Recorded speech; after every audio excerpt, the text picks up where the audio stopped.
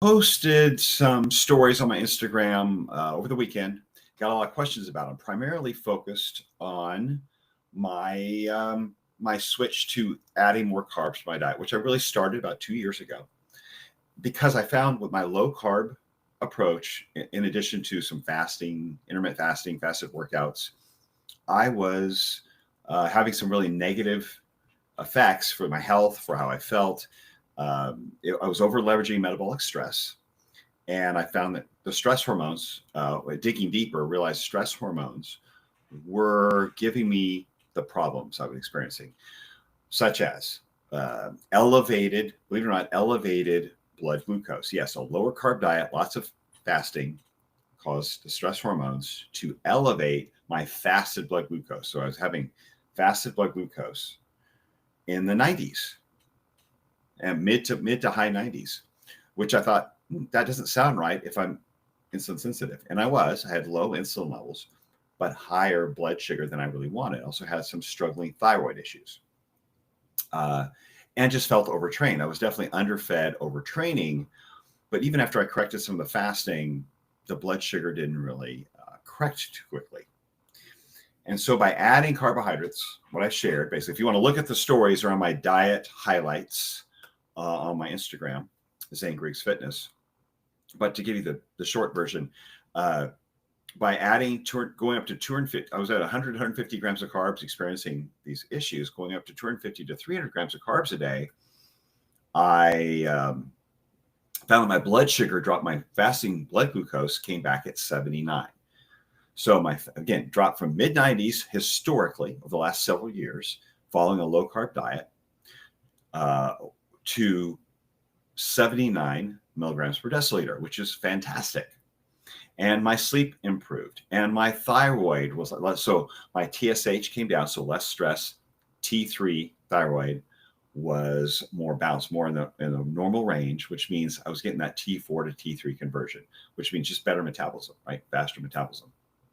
It wasn't as stressed. It wasn't trying to limit energy because it thought it was starving. Right. So it's limiting how much energy you turn over, you burn. It's trying to conserve energy. And in sharing this now, in the last 4 or 5 months, to add a little cherry on top, last four months or so, I've gone up to 350 to 400 grams of carbs a day and pulled the fat back. So lowered my fat and actually lost 6 pounds of fat. According to a bioimpedance scan, lost 6 pounds of fat, gained 0.8 pounds of muscle, which was actually obviously not muscle tissue, but glycogen going to the muscle. They were more hydrated, had more glycogen stored in them. So that gave the appearance from that bioimpedance that I had more muscle, which is certainly better than less muscle. And again, 6 pound fat loss over a 7-week period. And I felt better, had more energy. Started even, throughout the course of this, as I added carbs, was able to recover better. Strength went up. I wasn't feeling overtrained all the time. And again, sleep improved. And that happened with this as well. With my Oura ring showed improved sleep metrics as well with the added carb intake, and so this added carb intake lowered my stress hormones, the cortisol, glucagon, and epinephrine, because insulin will lower those. So, well, I got some pushback from people. So, that might be dangerous. Or are you sure what are you doing?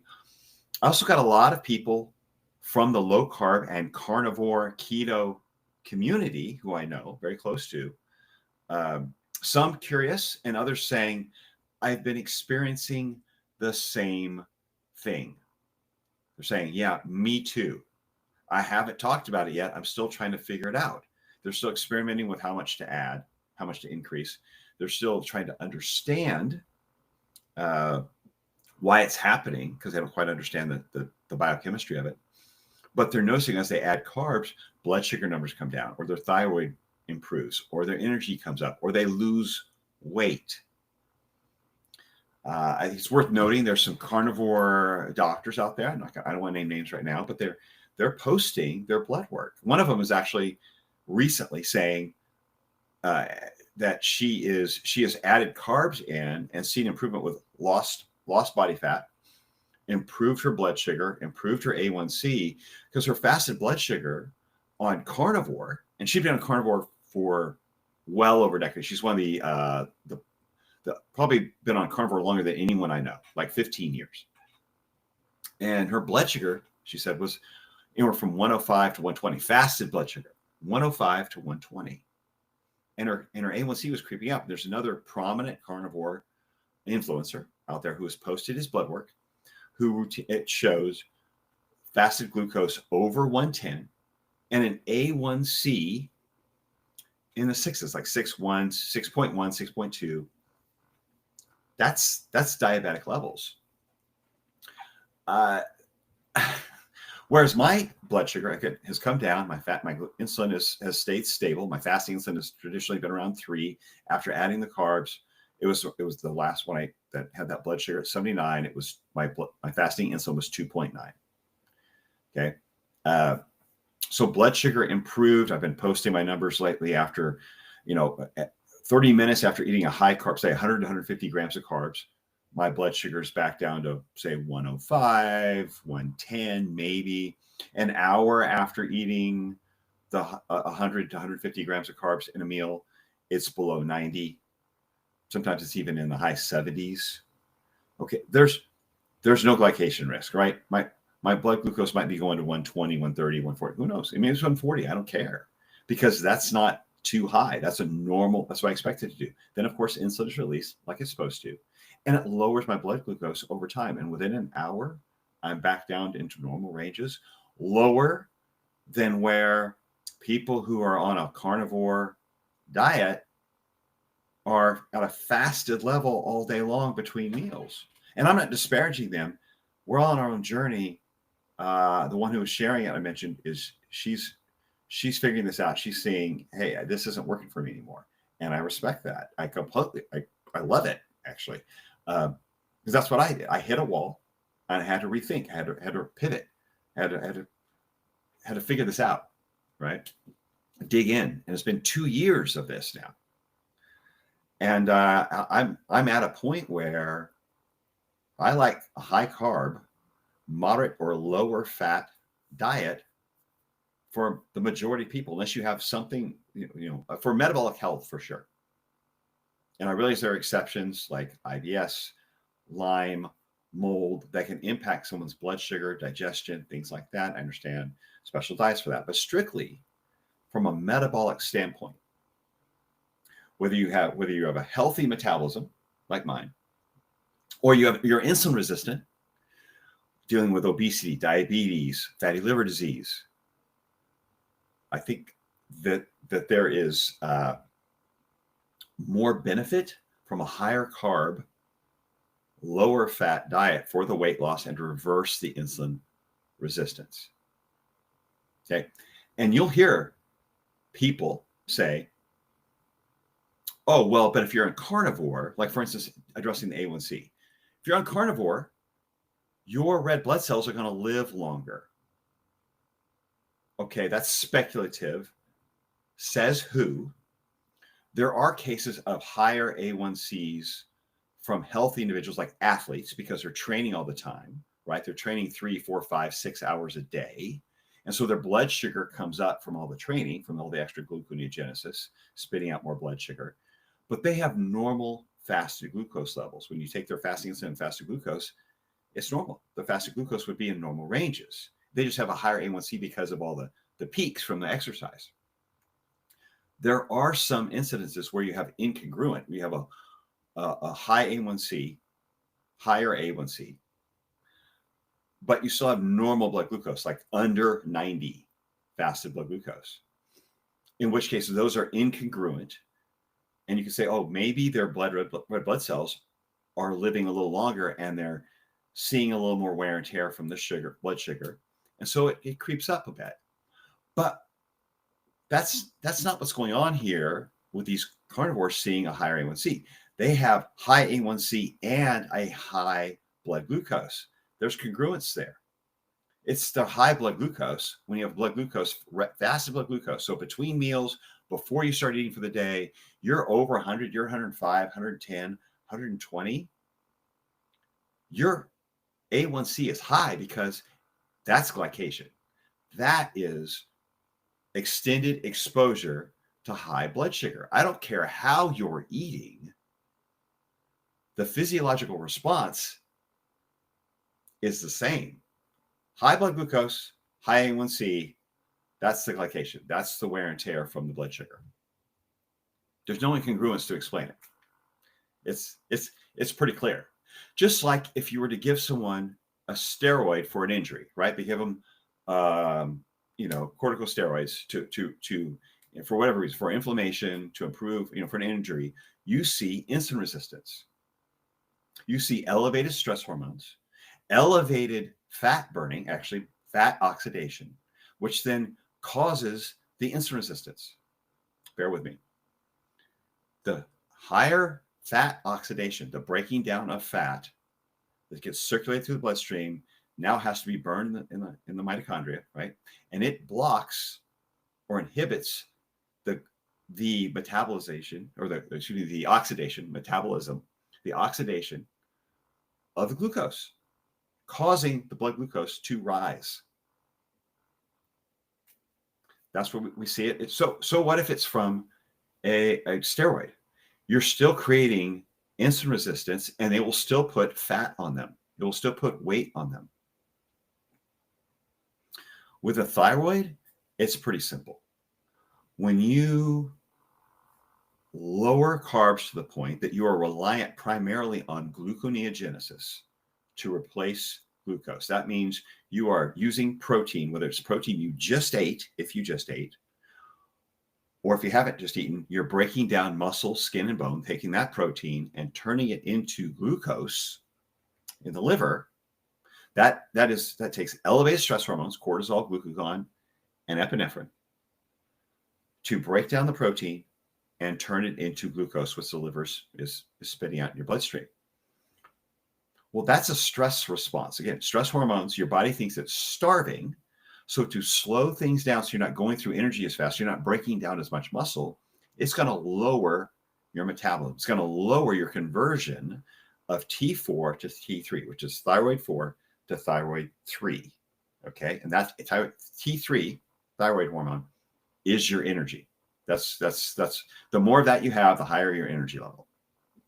So it can either, it might turn into a reverse T3, what's called reverse T3, which is an inactive form of T3. But regardless, you have less conversion of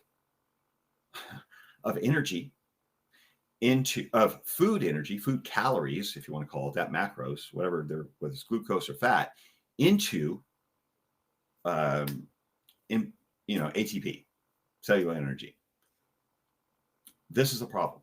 Now, there are people criticizing some of these carnivores because they're experiencing weight gain on carnivore or keto, and they're reversing it, adding carbs and seeing weight drop. They're saying, well, why are you worried about the scale? Really? They're saying it's not about the scale, it's about your health. That's what we call cognitive dissonance or confirmation bias, maybe. The reason the majority of people get on a low carb diet is to lose weight and or lower their blood glucose. But if the end result is they're gaining weight and their blood glucose is going up, why be on the diet? What's healthy about it? If they're turning their energy into fat instead of cellular energy, that's what's happening when they're gaining weight. When you gain fat, that's because your body is turning the food you ate into, storing it as fat instead of turning it into cellular energy or burning it up as heat. Then that's a problem. That's a metabolic dysfunction. And if your blood sugar, your fasted blood sugar, is going up in the process, another sign of metabolic dysfunction. So the super low carb or no carb diets are causing metabolic dysfunction. But if all you can see is they're not following an ideology, and you say it's not about your weight, or it's not about your blood sugar, it's about your health, seriously, you're blind. You're part of the problem. You have put health or diet, dogma, ideology as a higher priority than the actual health metrics, what your body's telling you, than the health outcome. You're making strategy more important than your health, right? If they switched to high carb and their weight went up and their blood sugar went up, you would be pointing the finger saying, see, it's your diet because you gained weight and your blood sugar went up. But because it's carnivore or keto and their blood sugar is going up and their carnivore is going up, or their weight is going up, suddenly they're paying too much attention to the scale. Do you see the problem? Again, you're putting strategy and ideology in a higher priority than actual health, than the desired outcome, a healthy outcome.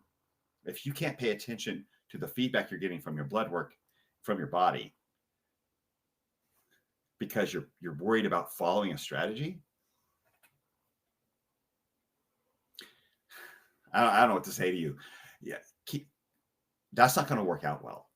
I have so much respect for the people who reach out and who are taking a stand and saying, this isn't working. I'm adding carbs back in because I'm not sure, I can't explain it, but this is where I'm at. And they're being open and vulnerable about it because they're seeing negative health outcomes and they're trying to share this so that people, so that other people can maybe who are struggling with the same thing can maybe have the boldness to move forward and try something new. I mean, and people are attacking them over it. Think about that.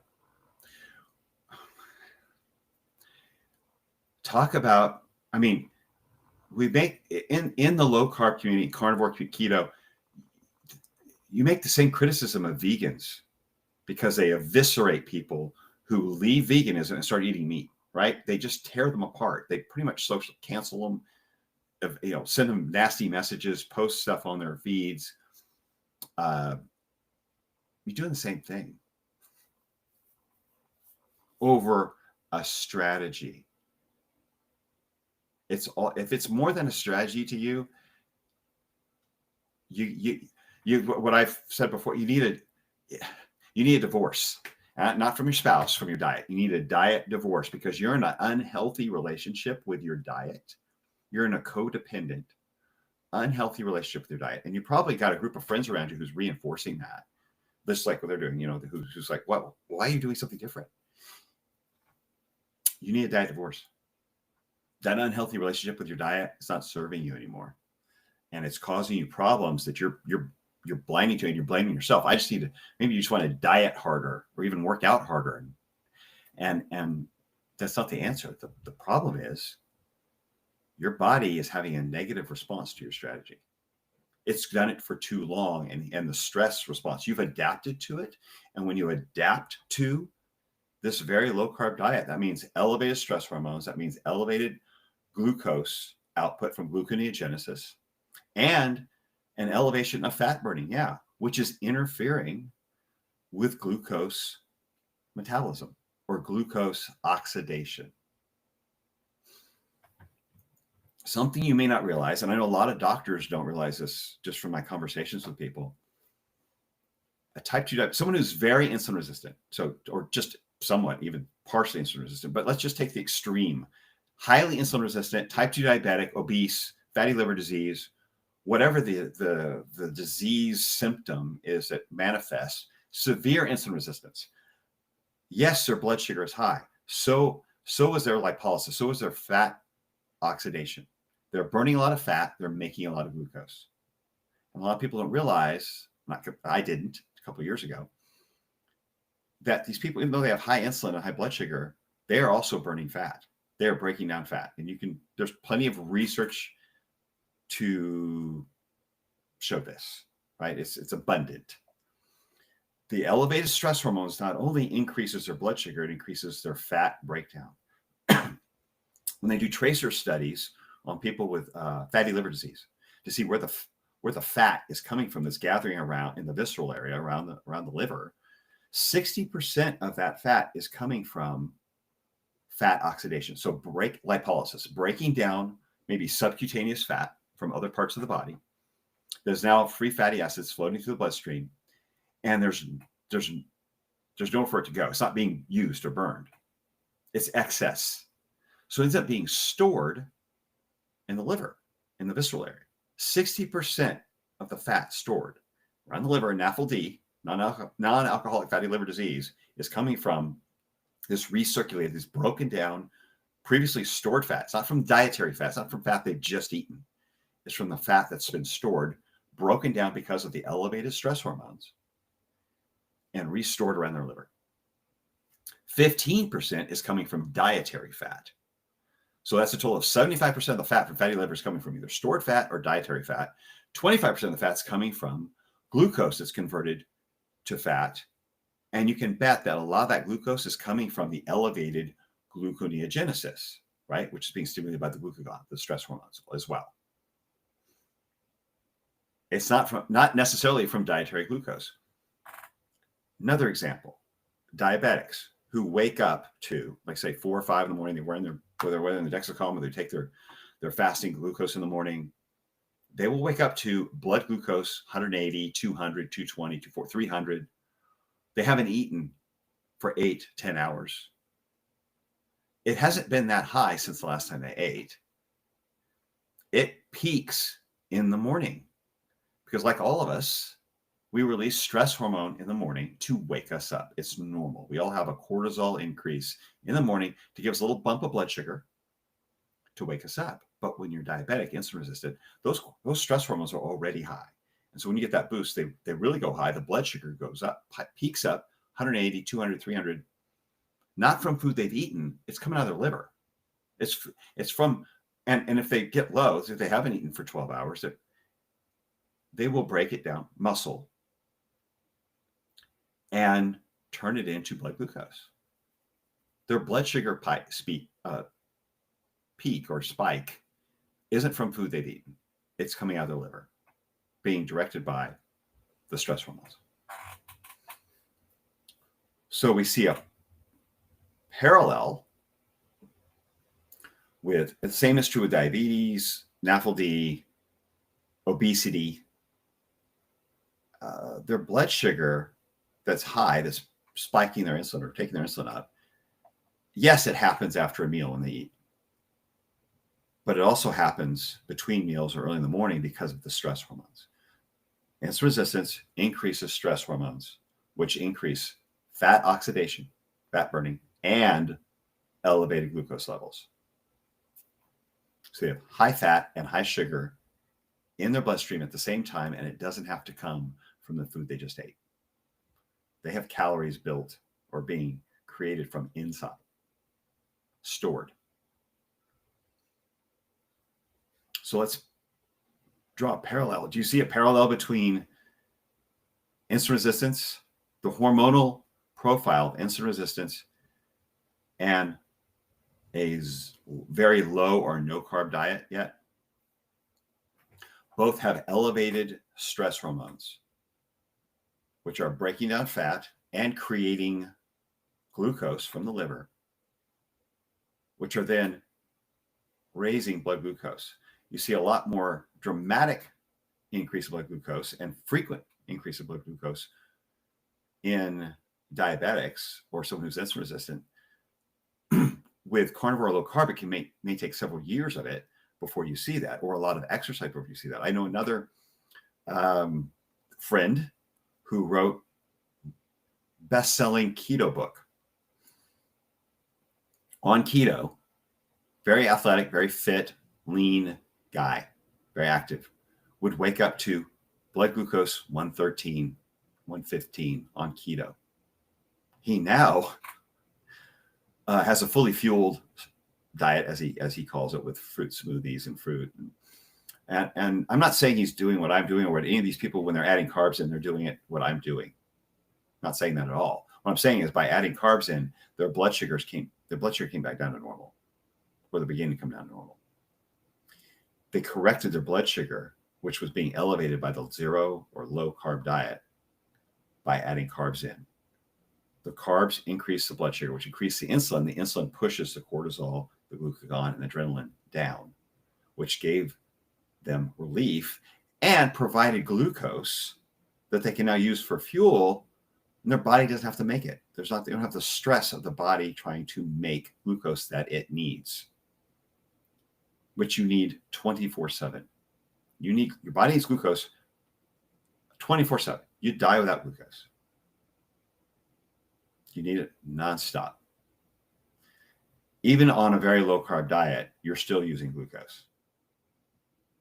So, and if you're active, strength training, any kind of really any exercise, you're increasing your glucose needs.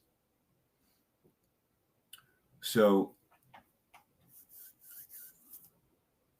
you're going to hear a lot more from me, like it or not, about this topic, because I started recommending low carb in 2002, over 20 years ago. And I recommend it to my weight loss clients and even as a lifestyle later on, along with fasting, along with intermittent fasting and fasted workouts. But the low carb diet for over 20 years.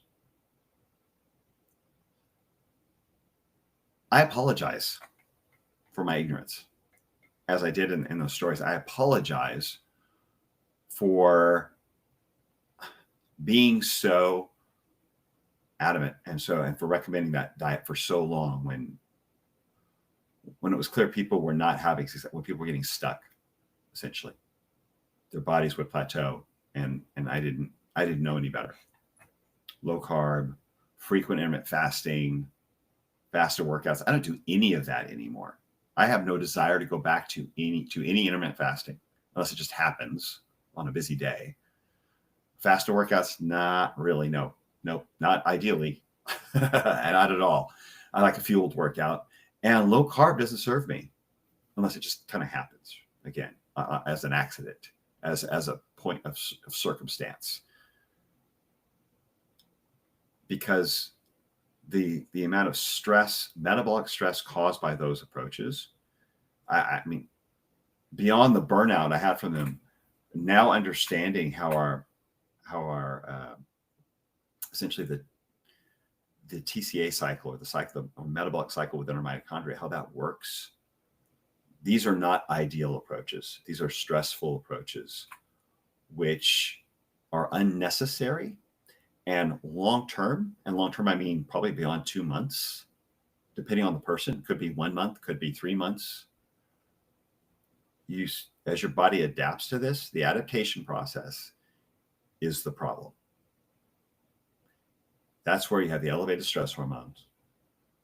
You will see a negative impact on thyroid, which would lead to a negative impact on thyroid is going to have a negative impact on testosterone levels. And the elevated stress hormones will impact blood sugar, sleep, recovery, and just your long-term health. So, I welcome questions. I welcome comments. Happy to discuss. I'm not attacking people. I am addressing directly flawed ideology. And ideology, or dogma, dietary strategy, which does not hold up in what we know about biochemistry and the studies, and in long-term anecdotal experience.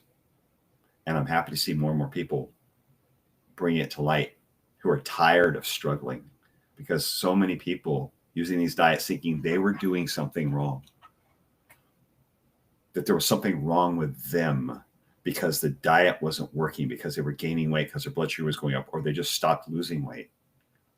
It's not fair to them to put pressure on them to stick with a diet that doesn't serve them, to stick with a strategy that's not helping them, and it could be hurting them long term. You cannot excuse away elevating blood sugar and A1Cs over time that stay high fasting, that are mimicking insulin resistance in their symptoms. It doesn't matter how the symptoms come from, whether it's your diet, was a diet from too much processed food, the real problem with our diet, the real cause of insulin resistance, the processed food, the processed oils, or it's coming from a lack of carbs, or it's coming from taking steroids, or it's coming from steroidal medications, or coming from a lack of sleep or dysbiosis and endotoxins in the gut, mold, Lyme, whatever the symptom, these are all creating oxidative stress, which is leading to elevated stress hormones, which then in turn is driving the insulin resistance. It's not insulin's fault. If you're chasing blood sugar and insulin with your approach, you're chasing another symptom. Insulin is not the bad guy. Insulin is responding to the stress hormones. Your blood sugar is not the bad guy. It's responding to stress hormones caused by the oxidative stress, caused whatever that root cause of that oxidative stress is. Whether it's the processed food, the endotoxin, the virus, the lack of sleep. It starts with oxidative stress. So however you want to cause the oxidative stress, it's multiple choice. But the oxidative stress leads to the insulin resistance. So can we stop attacking the symptoms and truly get to the root cause, regardless of whatever that is?